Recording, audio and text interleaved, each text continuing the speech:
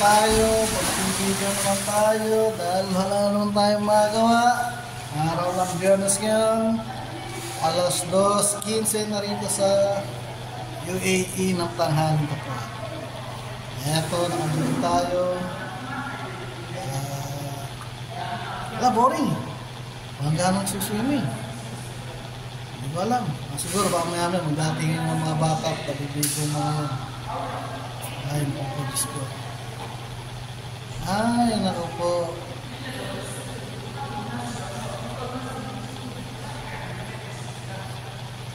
Ay, mga bata, yung dalawa. Swimming. Saan ba yung niya? Ayan, nakikita niya. Swimming sila. Maya niya, marami ng mga bata dito niya. Magsisiligo kasi sobrang init.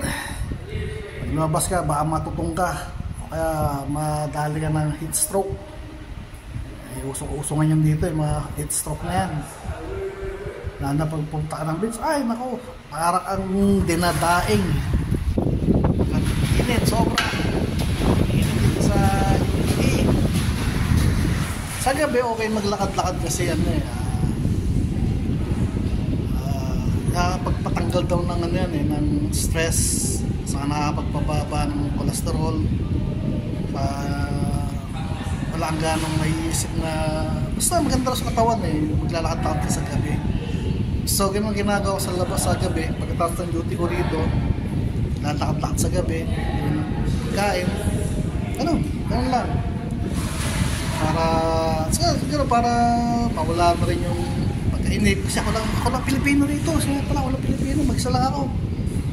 Lahat sila, ibang laya. Bengali, Pakistan. So ako lang nag-iisang Pilipino. Meron sa isang kasama ng Nepal. Security guard naman yun. Sa Pakistani. Security guard. Ako lang Pilipino. So ako lang nag-iisang Pilipino rito. So, yun lang. Okay. See you later.